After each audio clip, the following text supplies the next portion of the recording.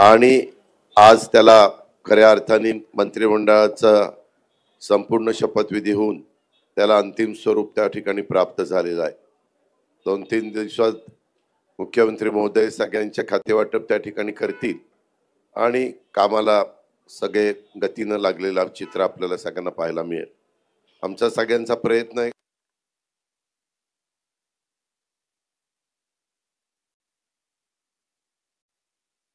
पात्र राहून कशा प्रकारे या महाराष्ट्राचा सर्वांगीण विकास करता येईल हाच प्रयत्न आम्ही सगळेजण करणार आहोत आणि त्याच्यामध्ये कुठली काही अडचण येईल असं आम्हाला तरी काही वाटत नाही।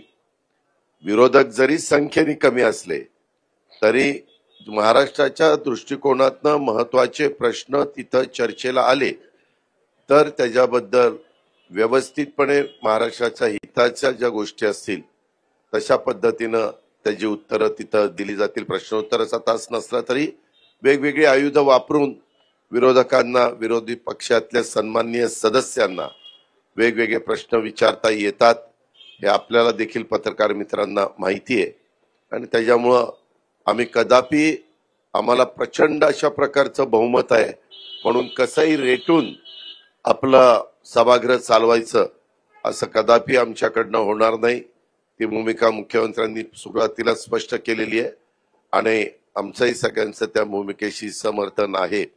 एक महाराष्ट्रामध्ये परंपरा आहे की नेहमी विरोधकांना थोडा रिस्पेक्ट ठेवून काम करायचं असतं।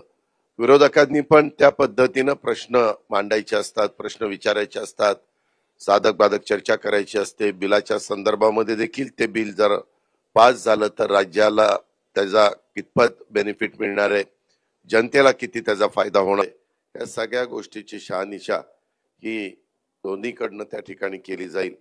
आम्ही कधी त्यांना कुठेतरी ते अतिशय कमी संख्येने म्हणून त्यांच्याकडे दुर्लक्ष करायचं अशा प्रकारची बाब ही आम्हा महायुतीच्या सरकारकडनं अजिबात होणार नाही।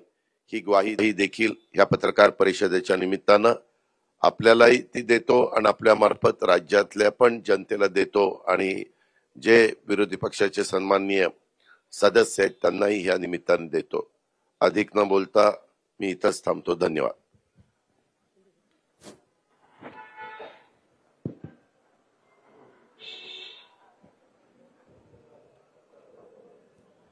हिवाळी अधिवेशनासाठी उपस्थित सर्व पत्रकारांचं स्वागत। आज मंत्रिमंडळ विस्तार झाला, सर्व मंत्र्यांचंही स्वागत, त्यांनाही शुभेच्छा। गेल्या काही दिवसामध्ये तुम्ही लोक मंडळाचं वाटप करत होतात पण आज आम्ही पाहत होतो कुणाला किती मंत्री, कुणाचे किती खाते कुणाचे कुणाला खाते वाटपही होईल मुख्यमंत्री महोदयांच्या नेतृत्वाखाली। आणि खरं म्हणजे अतिशय मोठं मॅन्डेट आणि हे अधिवेशन आपलं नागपूरमध्ये होतंय। नागपूरकर मुख्यमंत्री देवेंद्रजींचं मी अभिनंदन करतो, त्यांनाही शुभेच्छा देतो। खरं म्हणजे सगळ्यात कमी वयाचे असताना तुम्ही महापौर झाले ना, 27व्या वर्षी महापौर झाले आणि 44व्या वर्षी मुख्यमंत्री झाले आणि ते आता तिसऱ्यांदा मुख्यमंत्री झाले, त्यांचं मी अभिनंदन करतो। पुन्हा येईन म्हणाले, काही लोकांनी त्यांची टिंगल केली पण ते पुन्हा आले आणि म्हणून मी त्यांचं मनापासून अभिनंदन नागपूरमध्ये करतो, यापूर्वी केलेलं आहे। पुन्हा अभिनंदन। खरं म्हणजे आमच्या महायुतीची एक नवीन इनिंग सुरू झालेली आहे। प्लेयर तेच आहेत, विरोधी पक्ष तोच आहे, मॅच नवीन आहे आणि म्हणून खऱ्या अर्थाने आम्ही गेले 2.5 वर्ष टीम म्हणून काम केलं। मी मुख्यमंत्री म्हणून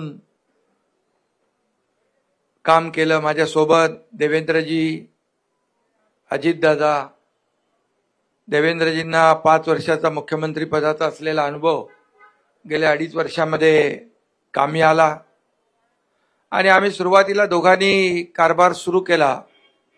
अजितदादा नंतर आले आणि आम्ही टीम म्हणून काम केलं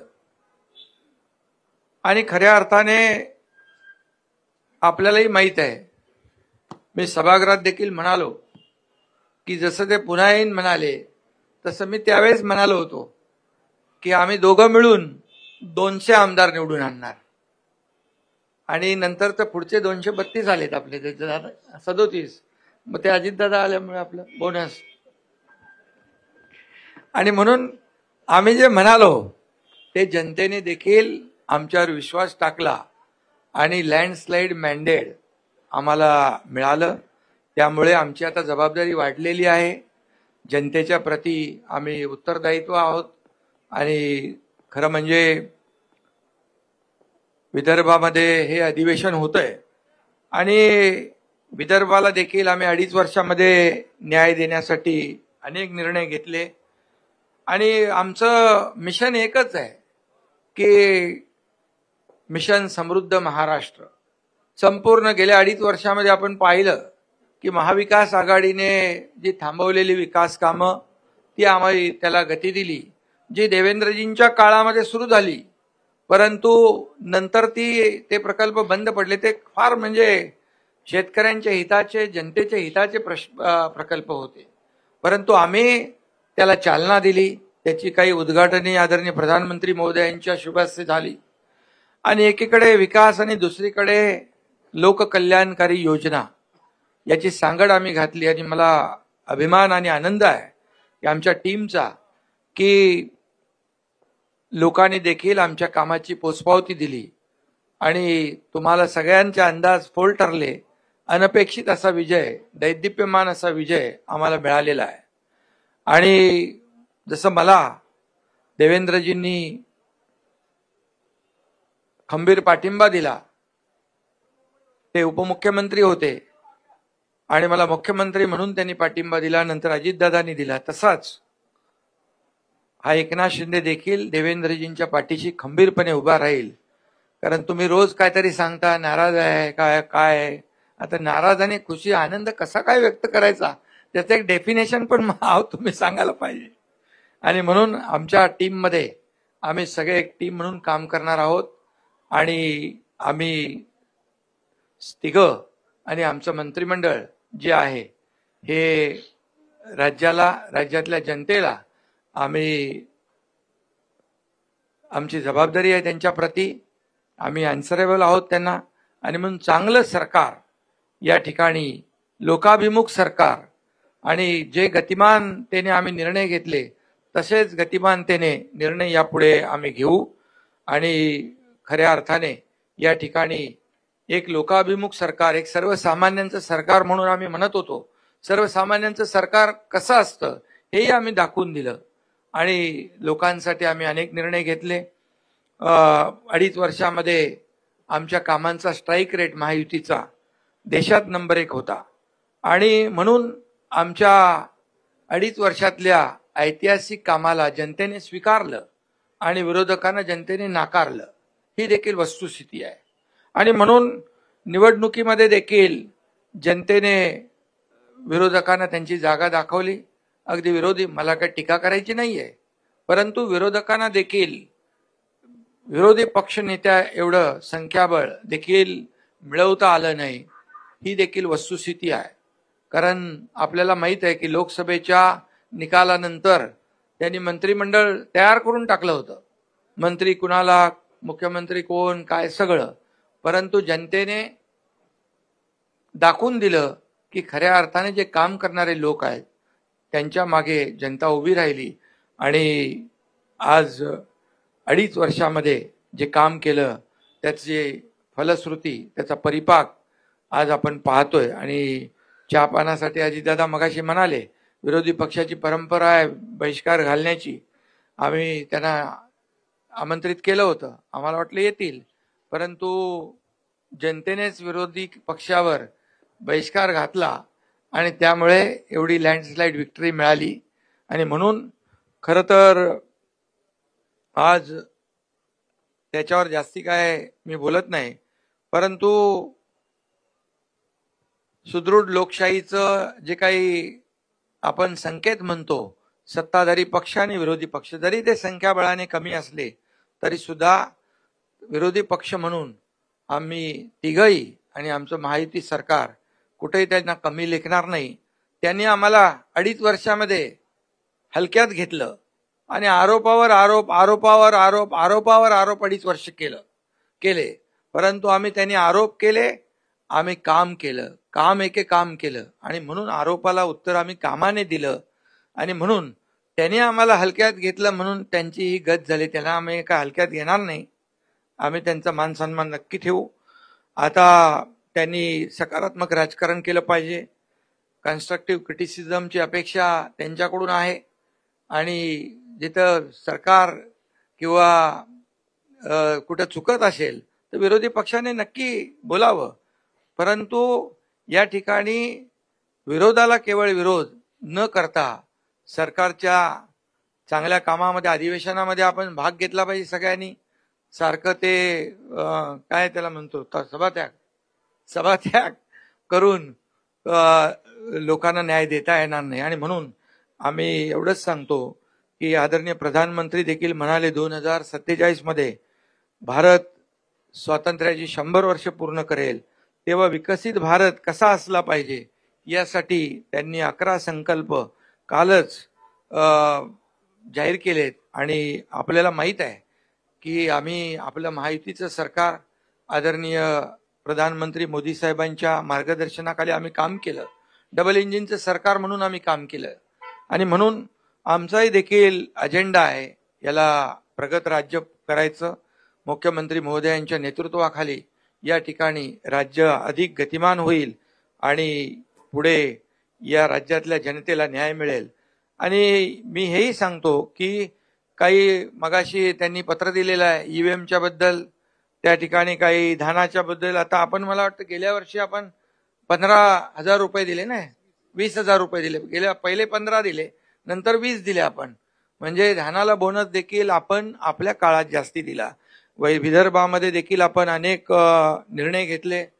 मुख्यमंत्री स्वतः इकडचे असल्यामुळे अनेक निर्णय आपण पाण्याचे घेतले, सिंचनाचे घेतले, वैनगंगा, नळगंगा, गोसेखुर्द, ते पर्यटनाचा जो आपलं बॅकवॉटर आहे त्याच्यावर आपण हे केलं. सुरजागडमध्ये आपण प्रकल्प सुरू केले मोठ्या प्रमाणावर. त्याच्यात मी डिटेलमध्ये जात नाही, परंतु आम्हाला अभिमान आहे की आम्ही जे काम केलं विदर्भासाठी, फक्त विदर्भामध्ये खरं म्हणजे औपचारिकता म्हणून अधिवेशन नाही आहे, तर विदर्भामध्ये आल्यानंतर या नागपूरमध्ये जे अधिवेशन आहे त्याची फलश्रुती झाली पाहिजे. आणि गेल्या 2.5 वर्षामध्ये देखील आम्ही अनेक निर्णय घेतले या विदर्भासाठी, याचा देखील आनंद आणि समाधान आहे. आणि म्हणून मी आपल्याला एवढंच सांगतो की आमच्या महायुतीच्या काळामध्ये मराठी भाषेला अभिजात भाषेचा दर्जा देवेंद्रजींनी स्वतः त्याचा पाठपुरावा देखील केला आणि आदरणीय प्रधानमंत्री महोदयांनी तो देखील निर्णय घेतला. त्यामुळे अशी अनेक कामं आहेत, किती निर्णय घेतले आपण की ते सांगायला या ठिकाणी वेळ पुरणार नाही. गेल्या 2.5 वर्षात आम्ही 86 कॅबिनेट बैठका घेतल्या, 850 निर्णय घेतले. सर्व निर्णय लोकहिताचे, जनहिताचे निर्णय आम्ही घेतले आणि आम्ही तिघांनी मिळून जे जनतेसाठी या महाराष्ट्रातल्या लोकांसाठी घेतले ते आपल्या सगळ्यांना माहीत आहेत. आणि म्हणून या पुढे देखील एक टीम म्हणून आम्ही काम करतोय. नक्कीच पुढचा जो काही कालावधी आहे हा सर्वसामान्य जनतेसाठी, या राज्याच्या विकासासाठी, या राज्याच्या सर्वांगीण विकासासाठी केंद्र सरकार देखील आमच्या पाठीशी उभं आहे. आणि म्हणून याचा फायदा जनतेला होईल, महाराष्ट्राला होईल. आणि जे आदरणीय प्रधानमंत्री महोदयांचं $5 ट्रिलियन जे हे आपलं स्वप्न आहे, त्याच्यामध्ये आमचं जे $1 ट्रिलियन जे स्वप्न आहे, जो गोल आहे, तो मला वाटतं आम्ही अचीव करू. त्याच्यापेक्षा जास्ती पुढे जाऊन अचीव करू, एवढंच या प्रसंगी आपल्याला सांगतो. आणि ईव्हीएमच्या बाबतीमध्ये मी एवढंच सांगेन की जेव्हा लोकसभेमध्ये ईव्हीएम त्यांना 31 जागा मिळाल्या त्यावेळेस त्यांना बॅलेट पेपर आठवला नाही त्यांना जिथं जिथं जेव्हा जेव्हा ज्या राज्यामध्ये कर्नाटकमध्ये असेल, तेलंगणामध्ये असेल, अगदी आता झालेली झारखंडमध्ये असेल, इकडे जेव्हा जेव्हा त्यांना विजय मिळाला तिकडे त्यांनी ईव्हीएम चांगला आहे आणि बॅलेट पेपरचा काय उल्लेख केला नाही, बॅलेटनी निवडणुका घ्या म्हणून. जेव्हा हरतात तेव्हा ते ईव्हीएम वर त्याचा खापर फोडतात, जेव्हा हरतात तेव्हा इलेक्शन कमिशनवर खापर फोडतात, आणि जेव्हा त्यांच्या विरोधात निकाल लागतो तेव्हा अगदी हायकोर्ट असू दे, सुप्रीम कोर्ट असू दे, त्यांच्यावर देखील खापर फोडतात. त्यामुळे ही दुटप्पी भूमिका आहे. आणि म्हणून मी एवढंच सांगतो की हार जी आहे आम्ही लोकसभेमध्ये दिलदारपणाने आम्ही स्वीकारली आणि आम्ही कुठं त्रुटी आहेत त्या शोधल्या आणि ज्या धडाक्याने आम्ही काम केलं त्यामुळे विधानसभेमध्ये परिवर्तन घडलं. त्यामुळे विरोधकांना देखील माझी विनंती आहे की जनतेचं जे मॅन्डेट आहे, जनतेने दिलेलं मॅन्डेट, त्याचा अपमान करू नका आणि वस्तुस्थितीला सामोरं जा.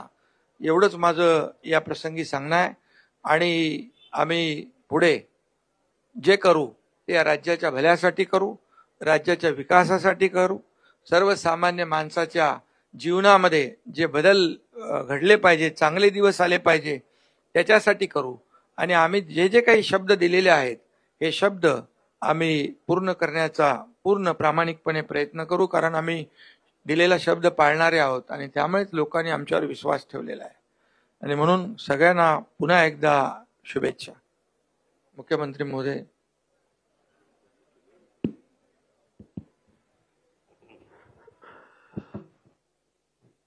सर्वप्रथम आपल्या सर्वांचं या ठिकाणी मी अतिशय मनपूर्वक स्वागत करतो.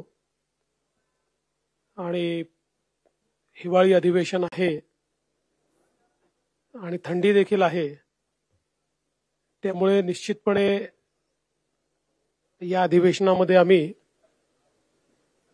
महाराष्ट्राच्या जनतेला ऊब मिळेल आणि ऊर्जा मिळेल अशा प्रकारचा कारभार करण्याचा प्रयत्न हा निश्चितपणे करू.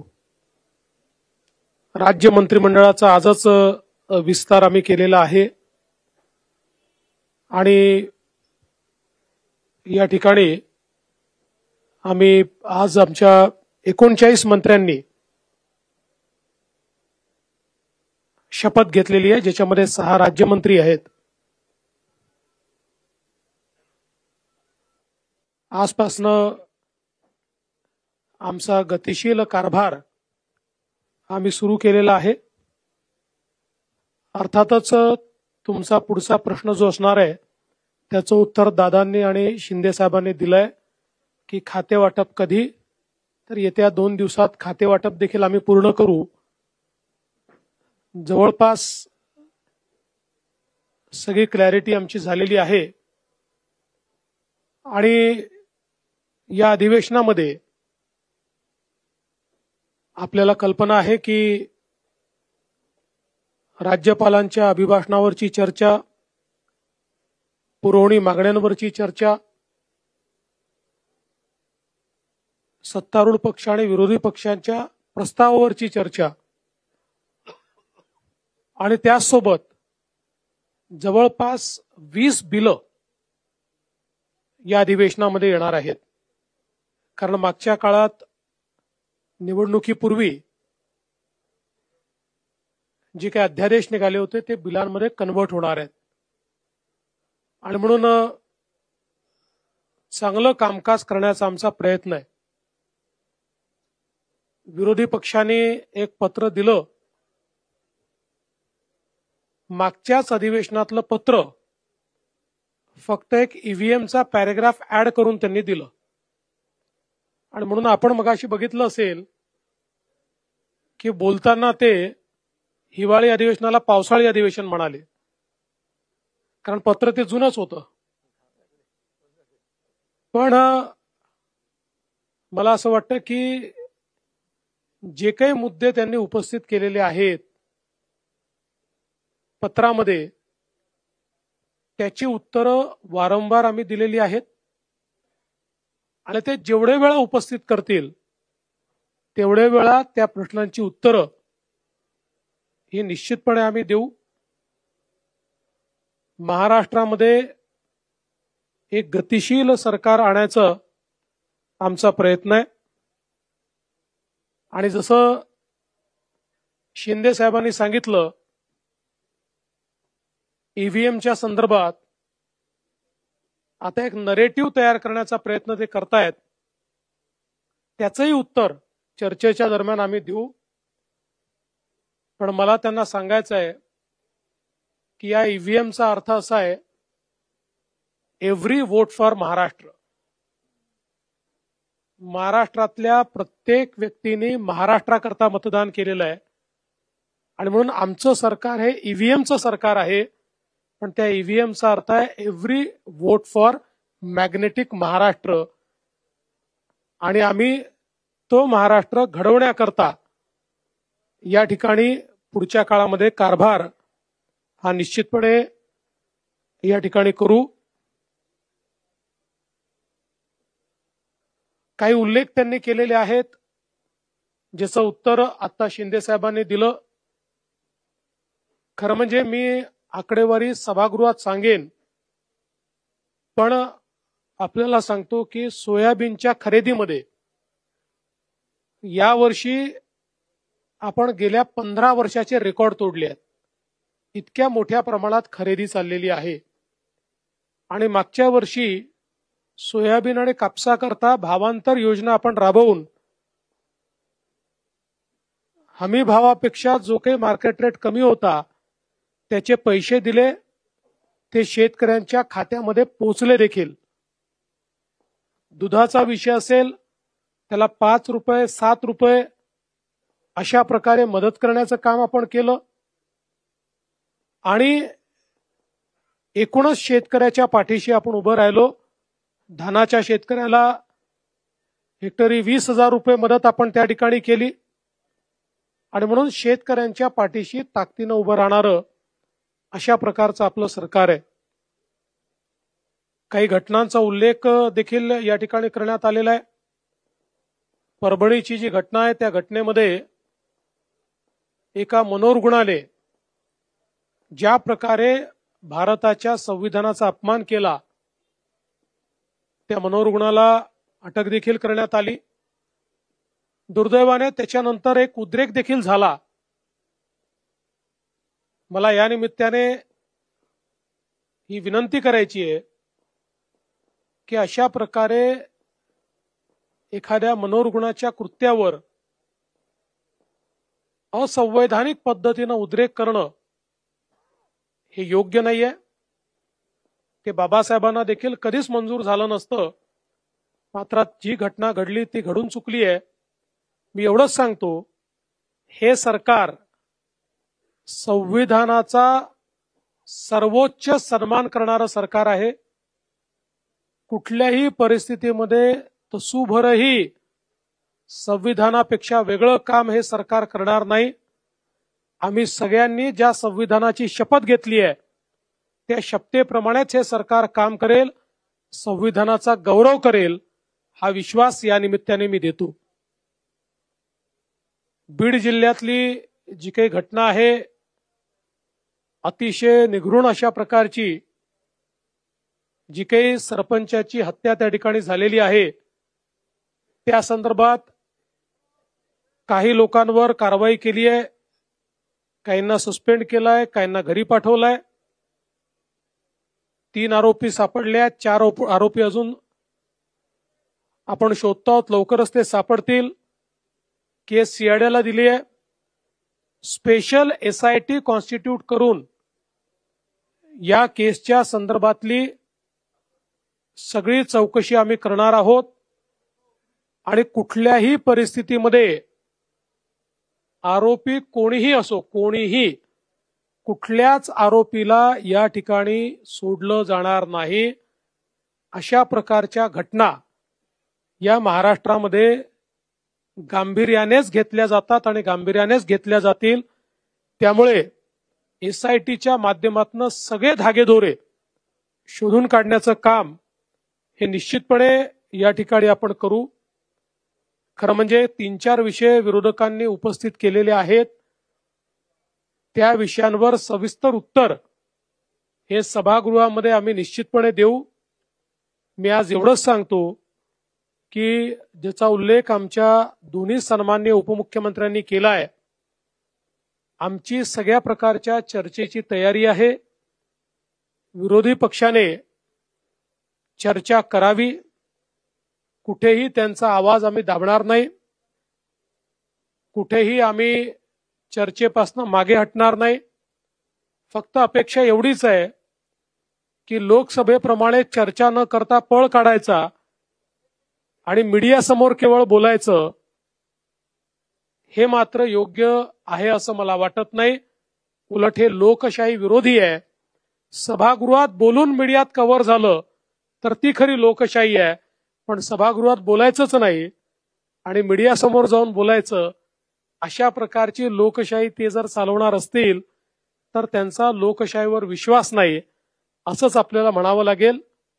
बाकी सगळ्या प्रश्नांची उत्तरं योग्य प्रकारे आम्ही देऊ, हा विश्वास मी विरोधकांना देखील या ठिकाणी देतो.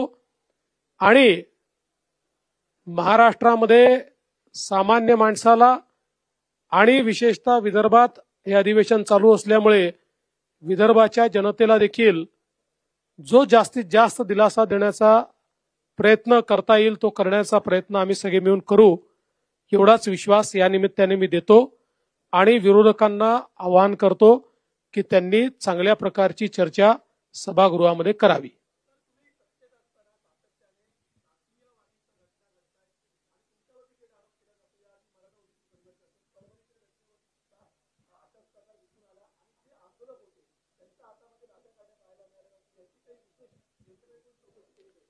त्या संदर्भात सगळी कारवाई केलेली आहे. आम्ही पोलिसांना हे सांगितलेलं आहे की आकस बुद्धीने कारवाई करू नका, कोम्बिंग ऑपरेशन वगैरे करू नका, पण जे लोक कॅमेऱ्यामध्ये लाठ्या काठ्या घेऊन तोडफोड करताना दिसतायत, दगड मारताना दिसतायत, त्यांच्यावर मात्र कडक कारवाई झाली पाहिजे, हे मी सांगितलेलं आहे. आणि तुम्ही जो मूळ प्रश्न विचारला, मला असं वाटतं की मला टार्गेट करण्याच्या संदर्भातला जो विषय आहे त्याचं उत्तर या निवडणुकीने दिलेलं आहे.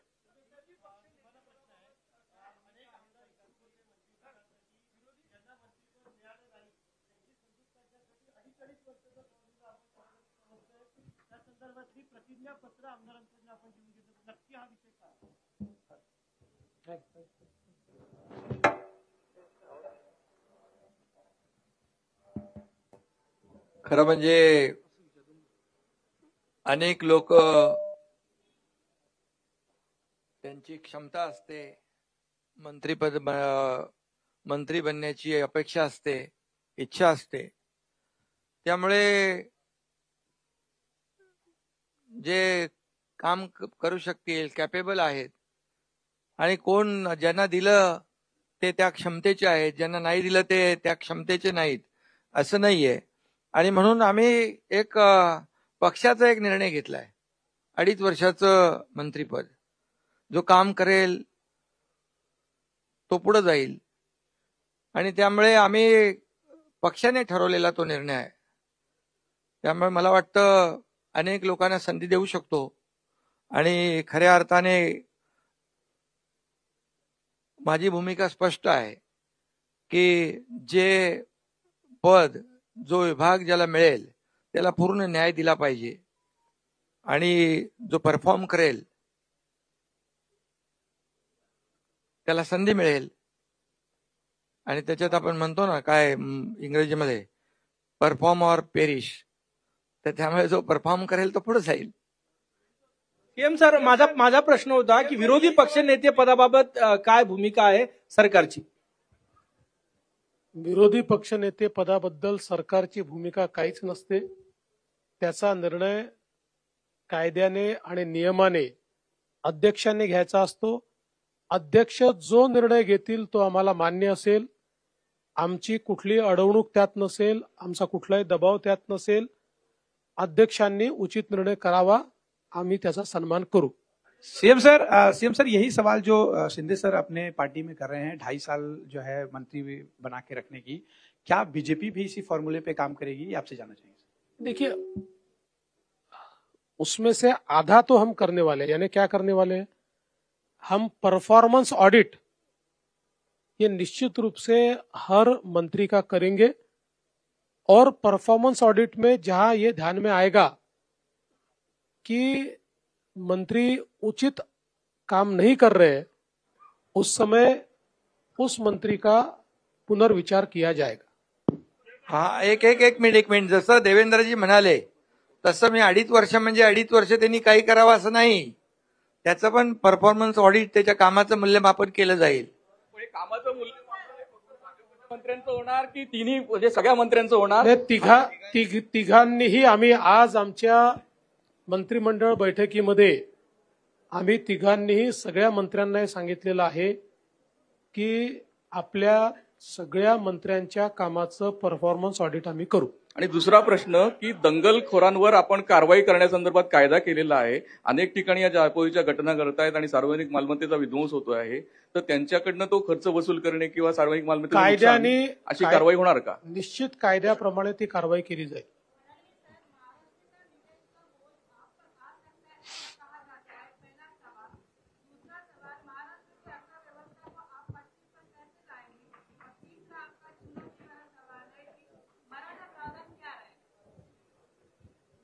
तुम्ही वाट बघा, या तिन्ही विषयांवर आम्ही योग्य कारवाई करू. महाराष्ट्राची अर्थव्यवस्था ही चांगलीच आहे. आम्ही जे काही योजना आता केलेल्या आहेत त्या योजनाचा बोजा हा निश्चितपणे अर्थव्यवस्थेवर पडेल. त्याचं योग्य मॅनेजमेंट करण्याचा प्रयत्न आमचा असणार आहे. आपल्या मंत्रिमंडळात साधारण 40% चेहरे हे नवीन तरुण आहेत. त्याचवेळी काही जुने जाणते आणि एक्सपिरियन्स लोकांना आपण सुट्टी केलेली आहे. त्याच्यामुळे मागे काय खास धोरण आहे का? नाही, आमचा प्रयत्न असा आहे की हे मंत्रिमंडळ एक सर्व प्रकारचा चेहरा याच्यामध्ये दिसला पाहिजे.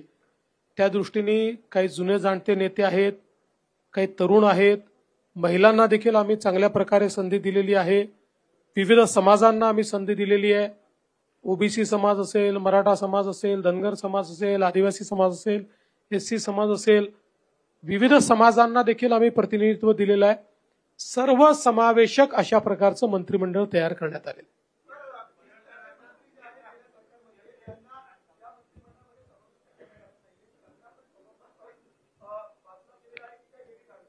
वेगवेगळी कारणं त्याच्यामध्ये आहेत.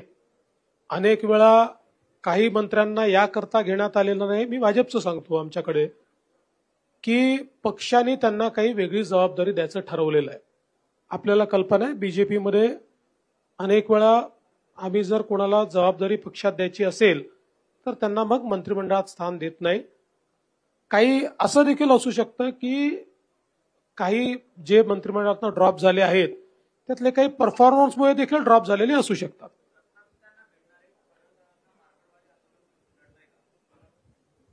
मला असं वाटत नाही. आणि शेवटी गोपीचंद पडळकर हे आत्ताच विधानसभेमध्ये निवडून आले आहेत. त्याच्या आधी ते विधान परिषदेमध्ये होते. उत्तम काम करणारे कार्यकर्ते आहेत, थोडे अग्रेसिव्ह आहेत. हे निश्चितपणे आहे की आम्ही त्यांना हे सांगितलं की बोलताना त्यांनी संयम ठेवला पाहिजे, हे त्यांना निश्चितपणे सांगितलं. पण तुम्हाला सांगतो, एक चांगलं भविष्य असलेला तो नेता आहे.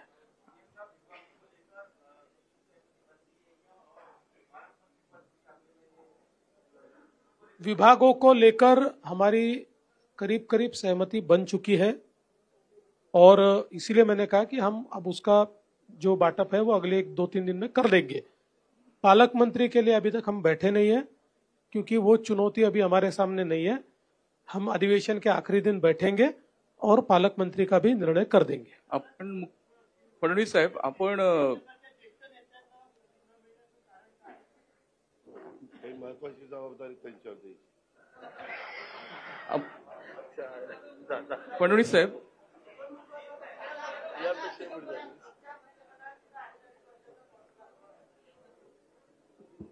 अडीच महिन्याचा पण असू शकतो. आपण लाडकी बहीण योजना राबवून सत्ता मिळाली आहे आपल्याला आणि या मंत्रिमंडळात केवळ 4च महिला आहेत, म्हणजे साधारण 10%च झाल्या आणि आपण महिलांची संख्या पुढच्या निवडणुकीत वाढवणार आहोत. तर ते त्यामागचं गणित काय? आणि दुसरं, एक जागा रिक्त आहे ती कोणासाठी? आता पर्सेंटेजमध्ये सांगायचं तर मागच्यापेक्षा 300 पट जास्त घेतल्या आहेत आम्ही, कारण मागच्या आमच्या मंत्रिमंडळात एकच महिला होत्या. त्याच्यामुळे आमची प्रगतीच चाललेली आहे. अजून काही बहिणींना आम्हाला स्थान द्यायचं ते भविष्यात देऊच. आणि तसंही 2029 मध्ये आम्हालाच बहिणींना स्थान मागावं लागणार आहे. आणि एक जागा कोणासाठी?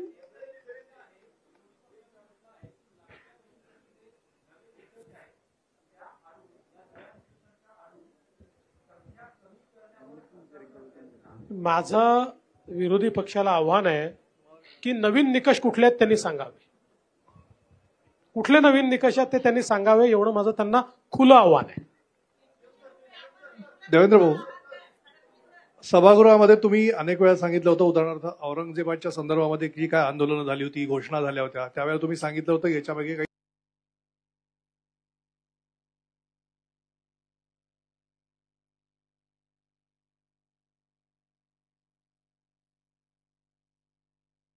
शोधून काढण्यात आलेलं नाही म्हणून ते सांगण्यात आलेलं नाही, किंवा शोधून काढलंय पण ते सांगायचं नाहीये.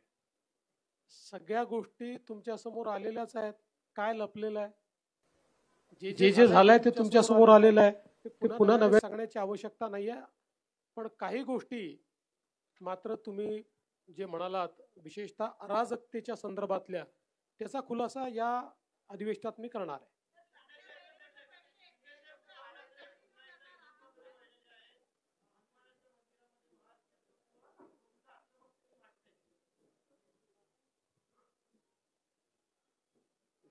आता खरं म्हणजे हे उशिरा सुचलेलं शहाणपण आहे.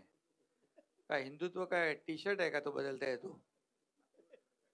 अरे बाबा, त्यांनी हनुमान मंदिरात जाता हनुमान चालीसा वाचणाऱ्या त्या लोकांना जेलमध्ये टाकलं होतं. आता आम्ही त्यांना काय सांगत होतो? आम्ही बाळासाहेबांचं हिंदुत्व आणि हिंदुत्वाचे विचार घेऊन सरकार स्थापन केलं, तेव्हा आम्ही काय सांगत होतो त्यांना? आणि त्यांच्या कार्यकाळामध्ये काय काय झालं? साधूचं हत्याकांड झालं, पाकिस्तानचे झेंडे घेऊन बॉम्बस्फोट मधले आरोपी नाचत होते, प्रचार करत होते, तेव्हा कुठं गेलं होतं हिंदुत्व? आता महाराष्ट्रातल्या लोकांनी त्यांना जागा दाखवली आणि ती जागा दाखवली आणि त्याच्यामुळे ते आता हिंदुत्वाचा पुकार करू लागले. सावरकरांचा महाविकास आघाडीच्या स्टेजवर सावरकरांच्या बद्दल कधी बोलले ते? आणि जो हौद से गई वो बूंद से नहीं आती है.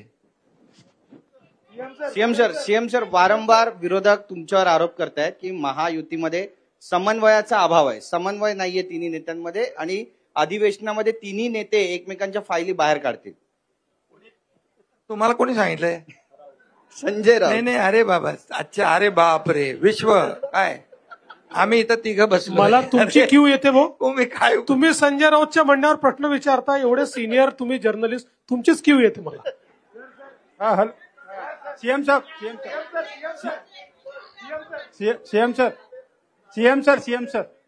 अरे सीएम सर, नाही, आमची इच्छा होती घटक पक्षांना सामावून घ्यायची. काही कारणाने सामावून घेऊ शकलेलो नाही, पण भविष्यात त्यांना सामावून घेऊ. सीएम सर, त्यांना महामंडळ वगैरे काही देणार आहात का? लवकर नाराजांना आम्ही समजून सांगू, आमचेच आहेत, त्यांना नक्की समजून सांगू.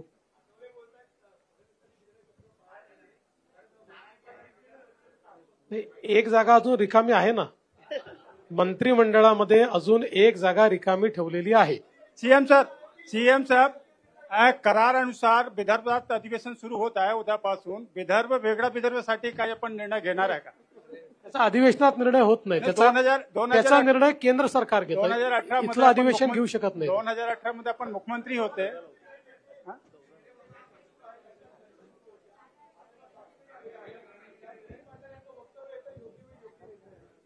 आमच्याकडे पूर्ण बहुमत आहे.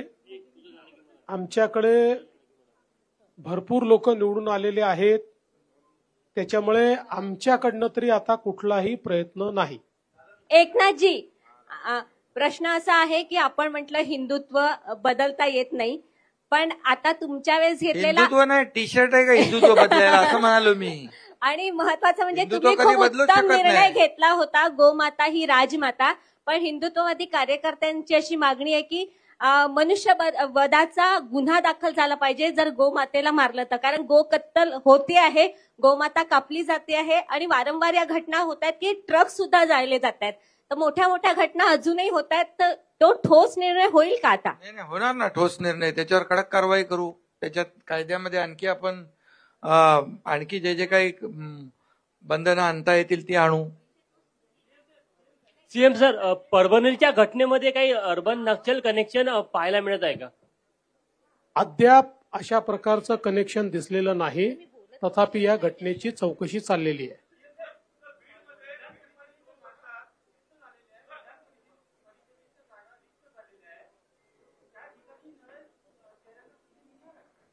आता तर ते जेव्हा इलेक्शन कमिशन घोषित करेल तेव्हाच आपल्याला ते करता येईल.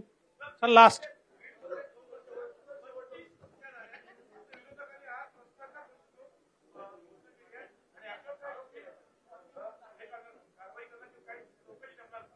मी मगाशीच सांगितलं की बीडच्या घटनेवर आम्ही SIT नेमतो आहोत आणि कायदा आणि सुव्यवस्थेच्या संदर्भात कुठली हयगय केली जाणार नाही. अतिशय कडक कारवाई त्या ठिकाणी केली जाईल.